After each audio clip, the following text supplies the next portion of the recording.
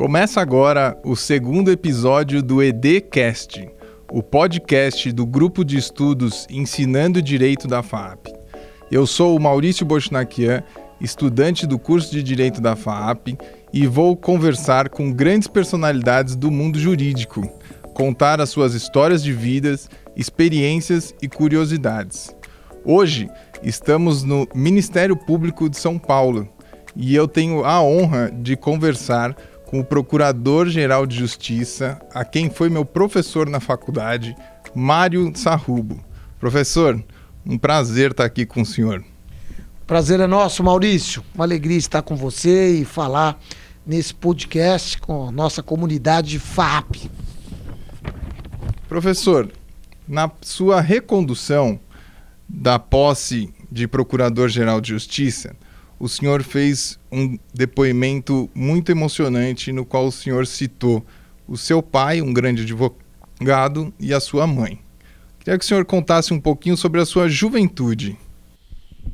É realmente emocionante quando lembro da minha mãe falecida, agora em abril de 2022, e quando falo do meu pai, que é uma grande referência na área do direito. Meu pai é advogado, fui criado no mundo da advocacia, e quando resolvi fazer direito, bem interessante essa história, meu pai até se assustou, falou, puxa, mas você sempre falou que ia ser engenheiro, né? O que você resolveu fazer direito agora, né?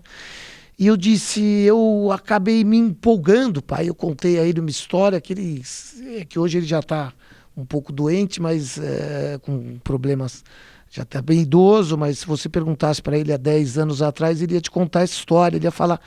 Eu disse a ele, eu fiz um júri na escola, no primeiro colegial do Colégio Arquidiocesano, onde eu fiz a minha vida escolar inteira, e eu acabei fazendo um júri para discutir pena de morte, né? E eu adorei aquele debate, aquela dinâmica, né? Da contrariedade, um grupo de alunos defendendo a pena de morte, o outro eu não defendia, eu estava contrário à pena de morte, e aquilo me empolgou, eu falei, puxa, é isso que meu pai faz, né? Então eu resolvi fazer direito, ele se assustou, e a partir daí eu entrei na faculdade de Direito e passei a trabalhar no escritório com meu pai, o que, portanto, é a grande referência para mim de um profissional sério, de um profissional trabalhador, competente, dedicado à família, à profissão, aos clientes, ao mistério que ele escolheu para desenvolver a sua carreira. Então é sempre referências, por isso que toda vez que eu falo eu me emociono. Vocês podem ver que eu estou até embargado agora, porque realmente me emociono.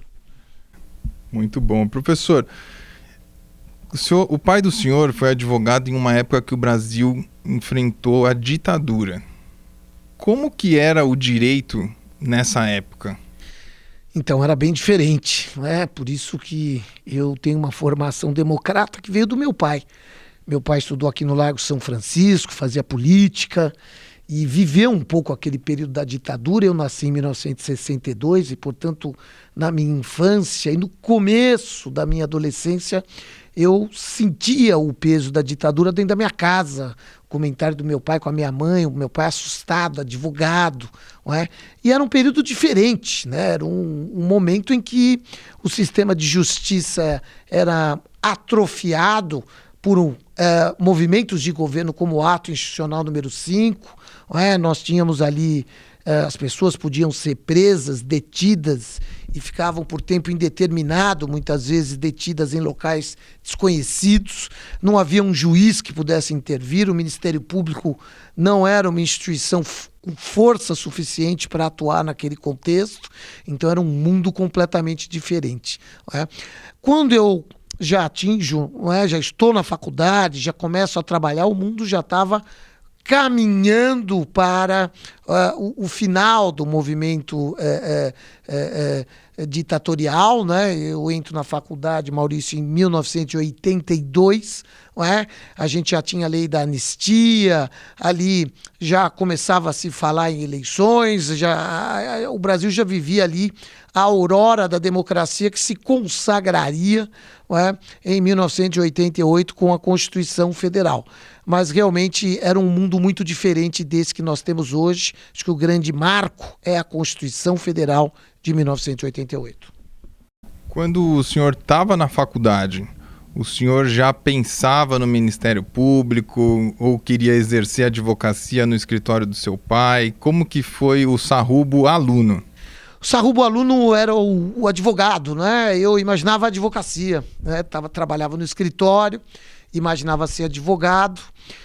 Ao fazer o estágio, ao frequentar demais o fórum e tudo mais, eu comecei a olhar para a magistratura. Então é interessante essa história, né? Eu posso falar com tranquilidade porque muitos já ouviram. Aliás, eu repeti essa semana essa história.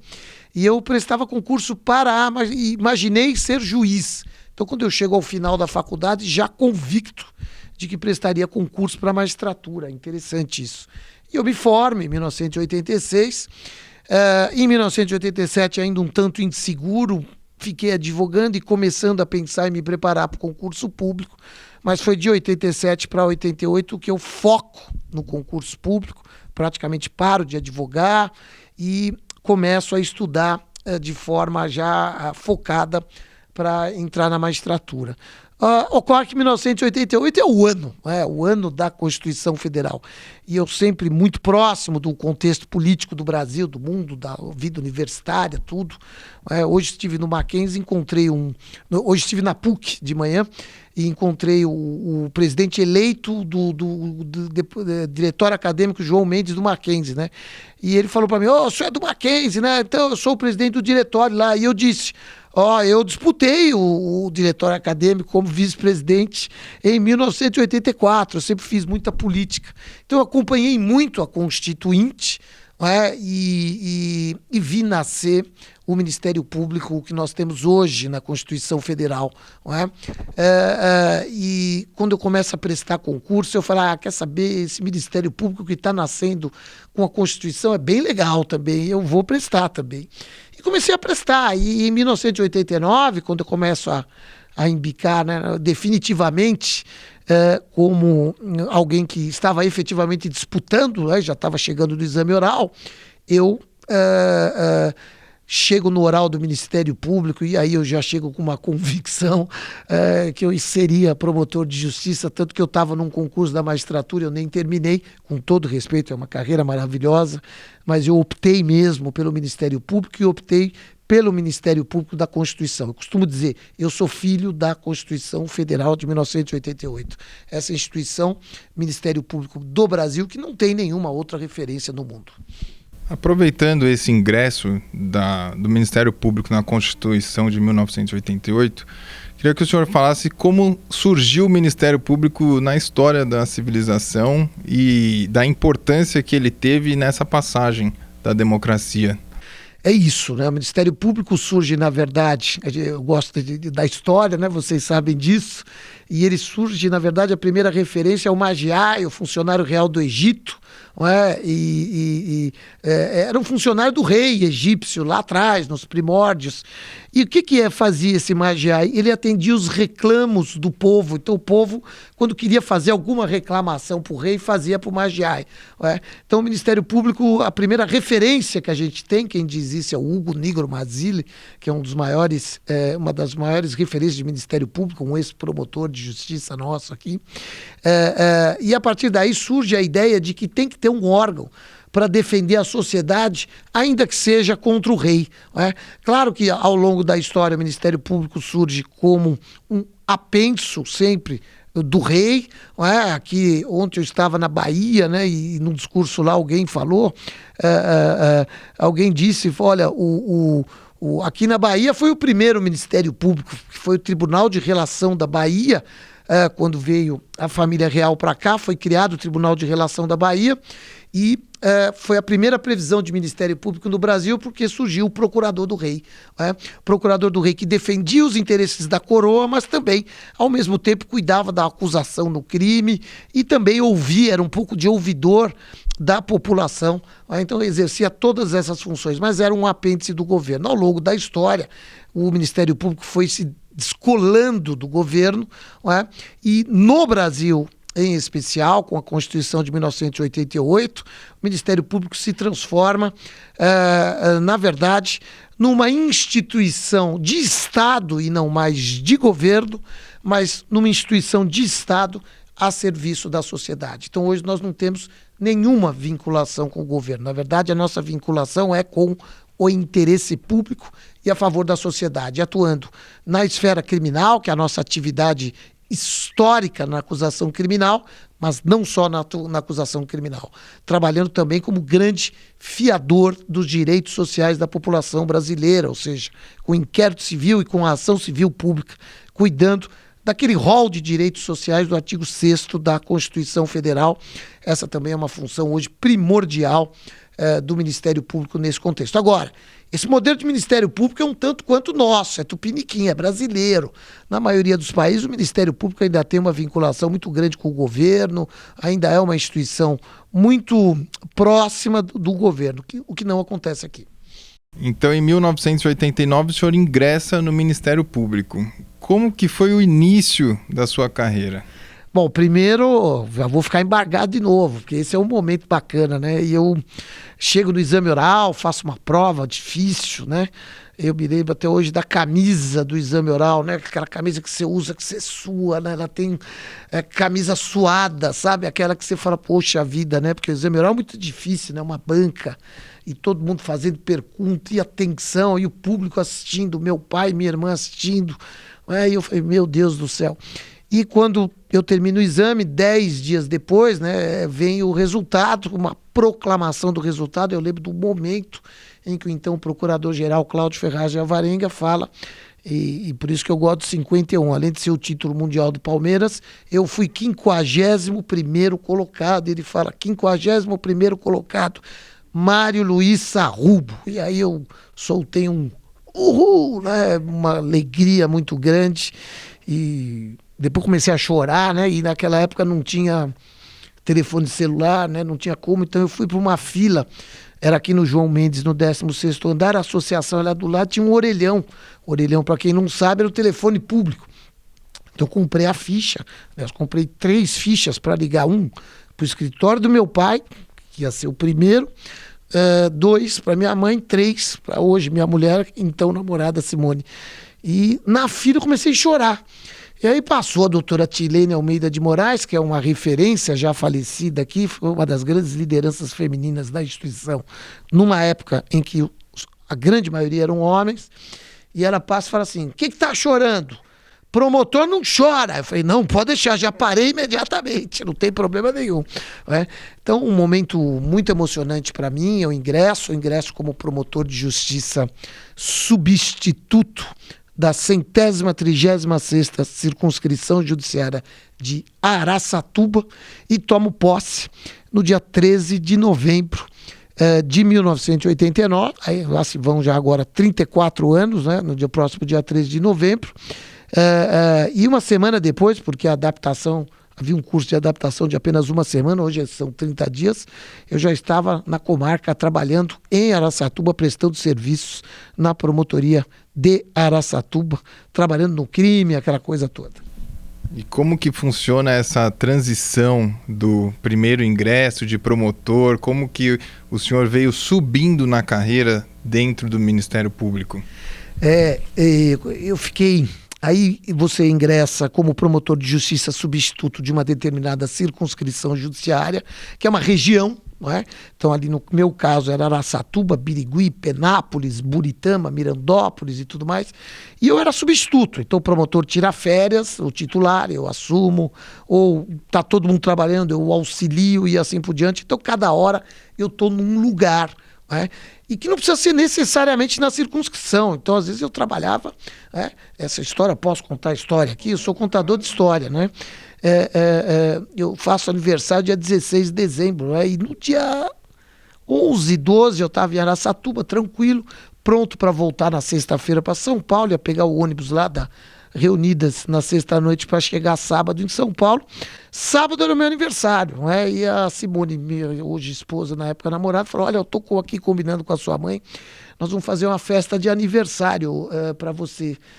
Podemos? Eu falei, claro, eu vou estar aí, etc e tal, né? Quando foi na quinta-feira, dia 14, não sei se as datas são essas, não lembro bem se meu aniversário era exatamente no sábado, mas a festa seria no sábado. ligo o assessor de designações, porque a vida de substituto é assim, e fala assim: Sarrubo, tudo bem? Olha, aqui Antônio Augusto, tudo bem? Encontrei com ele outro dia numa festa, lembrei dessa história. Olha, deixa eu falar uma coisa para você. O promotor de Pacaembu, ele teve uma virose, foi para a casa da mãe em Itapetininga. Então você precisa ir para lá. Eu falei, tá bom, quando? Segunda-feira? Ele falou, não, agora. Eu falei, mas Pacaembu fica onde? Ele falou, eu não sei muito bem. Pergunta para os colegas aí, é uns 120 quilômetros aí de Araçatuba. Eu falei, tá bom, né? Então eu vou. E aí ele falou, só que tem um detalhe, tem eleição. Tinha eleição para presidente em 1989, né? Era o segundo turno. Então você vai ter que ficar lá um final de semana, tá? Eu falei, claro, pois não, que boa notícia. Liguei para casa, falei, olha, desencomendem as coxinhas e empadinhas, porque não vai ter festa. E eu passei o final de semana em Pacaembu fazendo a eleição. Mas um ano como promotor substituto nessa vida, cada hora num lugar. Depois eu me promovi por antiguidade para a chamada primeira entrância, aquela época, que são cidades pequenas, né, um juiz e um promotor. Eu fui para Queluz, aqui na divisa com o Rio de Janeiro, né, praticamente a última cidade aqui do Vale do Paraíba. Mas aí carreira rápida, né? Eu sou muito agitado, não gosto de monotonia. Eu fiquei em fevereiro e março de 1991 em Queluz. Em abril eu já me promovi para segunda entrância como promotor distrital de Itaquaquecetuba. Já estava aqui na Grande São Paulo, voltei a morar na casa dos meus pais, né, que já era uma grande conquista naquele contexto. Voltei para casa, porque podia ir e voltar todo dia para trabalhar. Fiquei até novembro de 1992, até agosto de 1992, como promotor de Itaquaquecetuba, portanto 1 ano e 3 meses, alguma coisa assim. Aí me promovi para terceira entrância, promotor de justiça de Mauá, aqui no ABC, sempre trabalhando na área criminal e infância e juventude, tá? Nesse contexto, tanto em Itaquá quanto em Mauá, porque você já começa a se especializar, né? Então a minha promotoria era criminal, infância e juventude, tanto em Itaquaquecetuba como em Mauá. E aí me promovi para Mauá, setembro, outubro, novembro, 1º de dezembro de 1992, eu venho para a capital, né, como promotor de justiça criminal regional do Jabaquara, onde fiquei titularizado até, vejam só, de dezembro de 1992 até 30 de maio de 2009. Todo esse período eu fiquei titulado de Jabaquara. Em 2009 eu me canso de ser promotor criminal e resolvo enfrentar um novo desafio. Me removo para a Promotoria de Justiça do Patrimônio Público e Social aqui da capital. Eu falei, vamos cuidar de corrupção, de improbidade administrativa, de prejuízo ao patrimônio público. Então, em junho eu assumo, estamos já em 2009, né? Só que acabei ficando 5 meses lá. E aí então o Procurador-Geral de Justiça me convida para ser assessor de designações, né, que é uma assessoria importante aqui no Ministério Público, que é praticamente quem faz essas designações mensais de todos os promotores. E aí, rapidamente de lá, eu virei diretor da Escola Superior do Ministério Público, fui eleito, sempre fiz política, né? Já estava eu fazendo política. De lá eu virei conselheiro, me elegi como o segundo mais votado no Conselho Superior em 2014, 2015. Subprocurador de 2016, subprocurador de políticas criminais de 2016 a 2020, procurador-geral de abril de 2020 até a presente data. Essa é a minha carreira. O senhor disse que gosta de fazer política e em 2020 o senhor foi indicado pelo governador João Dória e depois em 2022 foi reconduzido pelo Rodrigo Garcia. Como funciona essa relação entre o Ministério Público e o Poder Executivo? Essa é interessante, essa pergunta é muito importante a gente clarear, né? Então, por exemplo, em 2020, porque como é que funciona a eleição para Procurador-Geral de Justiça? os procuradores de justiça, que é o segundo grau da carreira, até esqueci de falar. Em 2011, enquanto diretor da escola, eu era promotor, eu me promovi para procurador de justiça criminal, do Ministério Público, mas estava afastado do cargo de origem como diretor da escola e estou afastado até hoje, exercendo posições aqui na administração da instituição. Mas a eleição funciona, é uma lista tríplice, então agora nós teremos eleição para a minha sucessão em abril do ano que vem, será provavelmente dia 4, 5 de abril, não sei a data ainda, teremos uma eleição. A classe toda vota e elege uma lista tríplice de 3 nomes de procuradores de justiça. Esta lista tríplice eles vão eleger, eu vou pegar essa lista, vou entregar para o governador do estado e o governador elege nomeia um desses 3 nomes como procurador-geral. Em 2020 eu entrei nessa lista tríplice, eu não fui o mais votado, mas mesmo assim fui nomeado pelo governador João Dória como procurador-geral de justiça. Mas é interessante que no Brasil de hoje, esse é um modelo importante de nomeação do procurador-geral. Por quê? Porque o procurador-geral é quem tem a caneta no campo da corrupção, da improbidade, em relação ao governador, em relação aos secretários de Estado, processa criminalmente os prefeitos de todo o Estado, deputados estaduais e etc. e tal. Então, é um poder muito grande. Mas por que essa nomeação pelo governador? A gente não fica vinculado ao governador? Essa é uma pergunta até lógica e é importante a gente esclarecer isso, sem sombra de dúvidas, que essa é uma boa pergunta. Mas por que não há essa vinculação? Em primeiro lugar, porque a partir do momento que eu estou nomeado pelo governador, eu tenho um mandato fixo de 2 anos. Então o governador não pode me tirar mais do cargo. Eu só posso sair do cargo por um processo de impeachment a ser votado na Assembleia Legislativa, ou seja, é algo muito difícil. Então a nossa independência nesse campo fica garantida, e no fundo, o Procurador-Geral de Justiça, e no contexto nacional de hoje, no contexto da informação, da transparência, não há mais espaço para vinculação com o Poder Executivo. Na verdade, cada um tem o seu papel. Então, no fundo, a gente trabalha de forma absolutamente transparente. Eu me lembro das palavras do João Dória, quando me chamou lá no dia 5 de abril, em 2020, foi à casa dele e disse: Sarruba, eu vou te nomear procurador-geral. Eu falei, pô, é tudo que eu queria, né?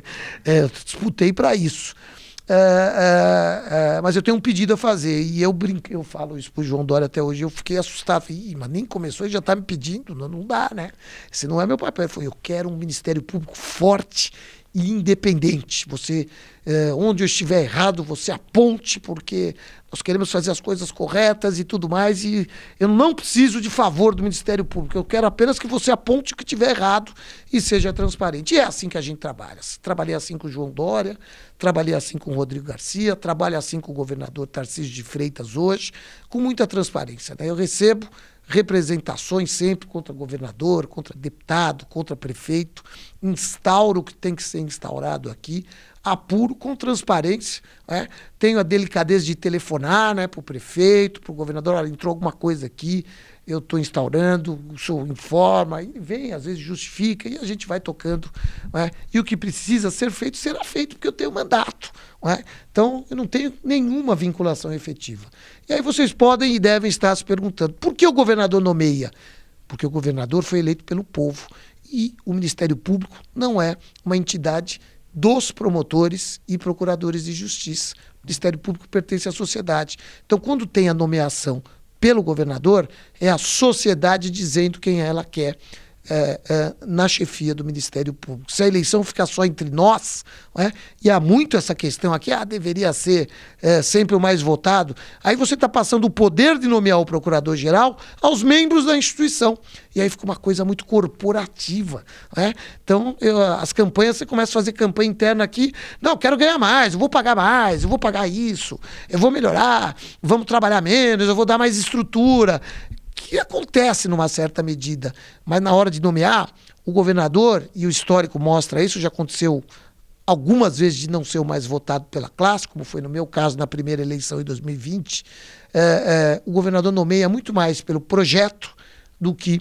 Então, quando há uma candidatura muito classista, que já aconteceu aqui, era um candidato classista, absolutamente dizendo, olha, eu vou melhorar a vida do promotor. E a campanha não envolvia um projeto institucional desse candidato, envolvia, na verdade, um projeto de melhoria salarial, de menos trabalho, aquela coisa toda. Isso acontece em qualquer contexto, né? Já o outro candidato que perdeu a eleição tinha um projeto de Ministério Público, de melhoria do relacionamento, da pauta de relacionamento do Ministério Público com a sociedade. Acabou sendo nomeado, porque isso chega ao governador. E o governador, eleito pelo povo, representando a população, nomeia sempre o melhor projeto para a instituição. Recentemente, o senhor recebeu um título de doutor honoris causa e destacou uma frase: a realidade não está no gabinete, mas no dia a dia dos mais necessitados. Eu aproveito essa frase para perguntar como é o dia a dia de um promotor, depois ele é promovido a procurador e, por fim, o cargo de procurador-geral. É isso aí, a realidade ela está muito longe dos nossos gabinetes, por isso que a gente tem trabalhado aqui dia a dia para que o Ministério Público, os promotores e até eu, como procurador-geral, esteja cada vez mais próximo da população. A gente tem que entender, a gente tem que compreender quais são as pautas prioritárias para poder atuar sempre de acordo com o interesse público. O dia a dia do promotor de justiça na comarca, ele tem que trabalhar prioritariamente na forma presencial. Claro que tem um ou 2 dias de teletrabalho, até para poder dar conta dos processos, né?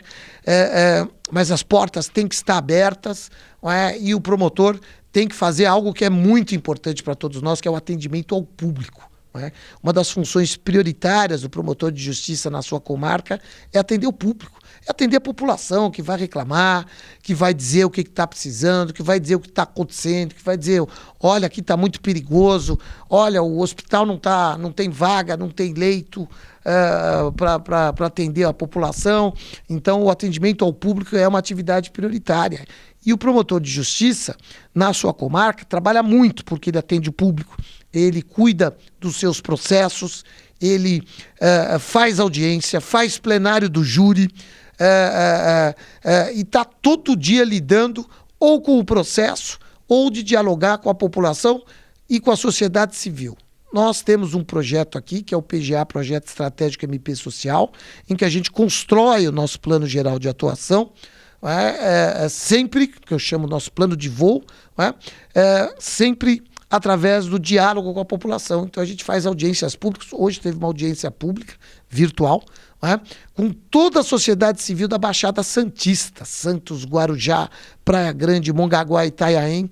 A gente conversou com todo mundo, a gente convidou todo mundo, movimentos sociais, organizações sociais, prefeituras, câmaras de vereadores, Polícia Civil, Polícia Militar, as universidades e quem mais quisesse vir conversar com o Ministério Público e dizer o que está acontecendo, qual é a prioridade. Esse é o papel principal da instituição. A partir dessa escuta social que a gente fala, não é audiência pública, é escuta social, aí a gente monta um plano regionalizado de atuação, porque, como eu gosto sempre de dizer, a gente precisa resolver criminalidade, mas a criminalidade é apenas a ponta final de todo um outro contexto de desigualdade social, de abandono das pessoas, que deságua na criminalidade. A criminalidade acaba sendo a face mais palpável da desigualdade social do país.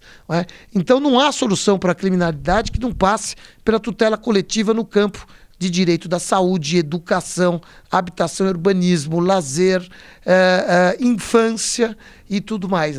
Então está tudo conectado e eu tenho defendido, tenho procurado trabalhar, esse é o meu projeto principal na Procuradoria-Geral, para que o Ministério Público atue de forma mais estratégica, mais resolutiva e que o nosso olhar seja um olhar sempre para a floresta e não para a árvore. Nós vamos combater o crime com muita energia, até porque essa é a nossa gênese, é a nossa origem.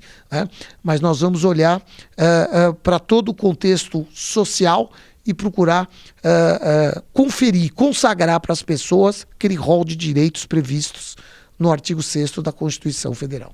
O senhor é o procurador-geral do Estado de São Paulo, que é um estado de grande relevância no país.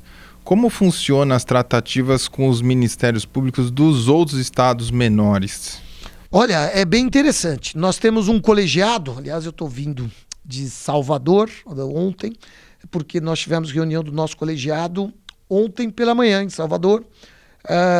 Foi um congresso, hoje está acontecendo lá o Congresso Nacional do Ministério Público, e a gente aproveita para fazer nesse congresso as nossas reuniões dos colegiados. E tem um colegiado que chama CNPG, Conselho Nacional de Procuradores Gerais. Então a gente tem uma reunião mensal, onde nós articulamos políticas de atuação, onde nós articulamos o nosso trabalho, inclusive junto ao Congresso Nacional, porque é muito importante, procurando intervir e levando para o Congresso Nacional a voz do Ministério Público, por exemplo, na reforma do Código Penal, na reforma da Lei de Improbidade, na reforma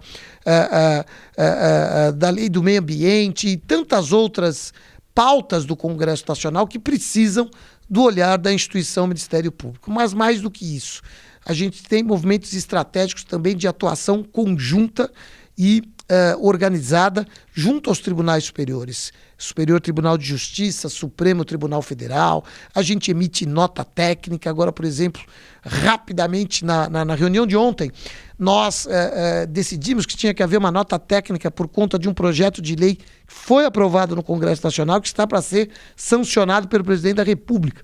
E a gente fez ali, o Estado de São Paulo, falou, Sarrubo, dá para fazer lá em São Paulo? Eu falei, eu consigo, em 2 horas a nota está pronta. Mandei para cá, a nossa equipe da jurídica aqui fez na hora, em 2 horas a nota técnica estava pronta, a gente aprovou na mesma reunião, e já está na mão do secretário executivo da Casa Civil da Presidência da República. Se vai vetar, se vai atender a nossa sugestão de veto ou não, é outra coisa. Mas a gente trabalha bastante nesse contexto, nesse colegiado. E é bom que se diga, Maurício, e comunidade FAAPiana, minha querida FAAP. São Paulo, maior estado, maior Ministério Público, tudo aqui é maior. Mas a gente aprende demais com os estados pequenos. Eu aprendo com o Tocantins, eu aprendo com Alagoas, com Sergipe. É muito boa essa interação entre os procuradores gerais e entre os ministérios públicos. Em especial, nós temos um grupo que trabalha o Sudeste. Então, nós temos um grupo Espírito Santo, Rio de Janeiro, Minas Gerais e São Paulo. É um grupo bem organizado, a gente tem trabalhado muito nos tribunais superiores, porque é uma região muito parecida, em termos de problemas, em termos de busca de soluções. Então a gente tem esse trabalho também dos procuradores gerais e dos MPs do Sudeste. O nosso outro grande professor da FAAP, o Porto, pediu que eu te perguntasse sobre o caso de Congonhas. Cada promotor de justiça sempre tem um grande caso na vida, E eu disse a vocês há pouco que eu fui promotor de justiça no Foro Regional de Jabaquara há muito tempo, e esse Foro Regional ele pega uma determinada região aqui da capital e pega o aeroporto de Congonhas, Então, e lamentavelmente o aeroporto teve 2 grandes tragédias, uma em 1986, foi a queda do avião Fokker 100, lá no Jabaquara, e mais recentemente, para mim, 2007, o Airbus 320, que caiu na outra cabeceira, na cabeceira 27 aqui de Congonhas. Quando há uma queda de uma aeronave, como aconteceu nesses casos, há um inquérito policial e há um promotor de justiça que acompanha esse inquérito e para quem esse inquérito é remetido ao final das investigações para se averiguar se há responsabilidade criminal, se isso poderia ter sido evitado, se alguém pode ou deve ser processado criminalmente. Os 2 inquéritos, o de 86 e o de 2007, com certeza foram os grandes casos da minha carreira, O de 86 eu pedi o arquivamento, de 2007 eu ofereci denúncia, Na verdade, acabou indo para o Ministério Público Federal, mas foi com uma denúncia minha. Isso acabou dando uma absolvição lá na Justiça Federal, mas foi sem dúvida o grande caso da minha carreira, seja pelo tamanho. Veja, em 1986 foram 99 mortos, salvo engano, e em 2007 foram quase 200 mortos. É uma tragédia que parou o país e realmente nos afetou a todos, E fora a complexidade que é a gente entender de aviação, que é uma grande paixão minha, Essas coisas não acontecem por acaso, eu tinha que estar lá naquele momento, mas é o grande caso, talvez, que eu tenha atuado em toda a minha carreira. Bacana. No terceiro semestre, nós estávamos aprendendo sobre as instituições, os poderes, e quando estudamos sobre o Ministério Público, a gente ficou um pouco na dúvida sobre ele estaria enquadrado no Executivo ou se ele seria o quarto poder. E há certa discrepância sobre essa decisão. O que o senhor fala sobre isso? A gente gosta de dizer na intimidade que nós somos o quarto poder, mas não somos, né? Na verdade, o Ministério Público é um dos órgãos essenciais à função jurisdicional, né? Ele está no capítulo das funções essenciais à justiça, né? E a grande questão é que o Ministério Público é uma instituição autônoma, né? Ele não pertence ao Executivo, não pertence ao Legislativo e não pertence ao Poder Judiciário. Ele atua perante o Poder Judiciário. Nós não somos poder, não, poder, né, de Estado, são 3, Legislativo, Executivo e Judiciário, mas o Ministério Público orbita entre esses poderes, atuando perante o Poder Judiciário. Dizem que somos o quarto poder, não é? Nós temos uma caneta forte, temos muitos poderes, vamos dizer assim, em função do rol de atribuições que nos foi conferida pela Constituição Federal de 1988, mas não somos o quarto poder, não. Somos uma função essencial ao sistema de justiça. Somos um órgão de Estado a serviço da sociedade. Agora, como aluno da FAAP, na hora que a gente vai ver a lista dos professores e ver o nome do senhor com uma relevância tão grande, dá uma apreensão para nós como aluno de ter uma aula com uma pessoa com tal cargo e tal importância. A gente imagina que seja alguém mais fechado, mais recluso, e eu tive o prazer de ver que o senhor traz esse lado humanista para a sala de aula, que o senhor está sempre olhando para a sociedade, olhando para os mais necessitados e está sempre aberto para muita conversa com a gente. Queria falar um pouquinho sobre como foi o ingresso do senhor na FAAP, acho que nos anos de 2000 começou a dar aula lá. É isso aí, a FAAP faz parte da minha história já, né? Eu sempre gostei de dar aula, eu dei aula há muitos anos em outras universidades aí, e em 2001, na verdade, em agosto de 2001, eu fui convidado pelo professor Álvaro Vilaça, então diretor da FAAP, que tinha sido meu professor no Mackenzie, né? O curso de Direito acho que estava no 2º, 3º semestre, alguma coisa assim, da FAAP, e ele me convidou para ingressar ao corpo docente. O projeto era muito interessante, né? A FAAP nascia como uma grande faculdade, como uma instituição, sempre foi uma instituição com muito nome, e quando começava o curso de Direito, eu falei, puxa, legal, vou lá. E no final eu gostei tanto que larguei, eu dava aula em outras universidades, cursinhos e tudo mais. No final eu foquei, falei, vou ficar só aqui, é um local muito bacana, eu tenho um carinho muito grande pela FAAP e tenho desenvolvido a partir de 2006 mais ou menos, eu parei com todas as outras universidades e cursinhos e fiquei só na FAAP. E interessante, e estou lá até hoje, né? Até como procurador-geral, alguém falou para mim, não, agora você vai se afastar daquilo. Eu falei, não, me deixa com as minhas aulinhas aí, que eu vou diminuir a carga horária, etc e tal, mas eu vou sim, não largo a FAAP, não largo o osso não, porque eu gosto muito da FAAP e mesmo como procurador, em 2019 eu tinha lá estava alocado também na pós-graduação, era coordenador de Direito Público e já sabendo do projeto da Procuradoria-Geral, já me afastei e disse, agora eu vou dar aula, quero diminuir a carga, não é? E a partir daí, mas eu não quero parar não, né? O Naila brincou, não, o Sarrubo quer tirar de sexta? Eu disse, de jeito nenhum. Eu dou aula cedinho, de segunda e sexta, mas eu vou manter a FAAP porque eu gosto muito. Então, é um lugar muito prazeroso, né? Tem um corpo docente e discente, corpo de funcionários, toda a equipe lá, eu me sinto em casa lá. Então, eu gosto de dizer, a família FAAP, a gente tem um carinho muito grande e eu só saio de lá quando me mandarem embora. Então, vou indo. Não pode parar mesmo, porque é um prazer ter aula com o senhor. Vai muito além do conteúdo jurídico, né? Muito além do vade-mecum, da gente aprender sobre leis e a aplicação dela, mas é a forma como o senhor conduz a matéria e a forma como o senhor trata os alunos. Inclusive tem uma história que o senhor conta em sala e que ficou marcada bastante para mim. Eu sempre costumo contar ela, que foi da vez que o senhor contou que estava indo para uma festa de um amigo do seu filho. O trabalho como promotor de justiça é um trabalho que tem que ser, e eu sempre tive essa maneira de trabalhar, de estar muito próximo da comunidade, do entorno, né?